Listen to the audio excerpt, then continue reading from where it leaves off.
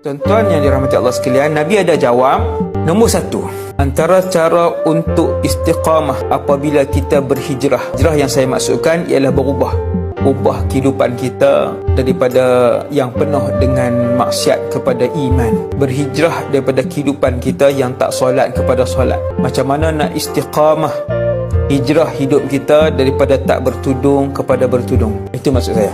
Nombor satu, mestilah hijrah itu ikhlas kerana Allah Subhanahu wa ta'ala. Ini tak ada lari.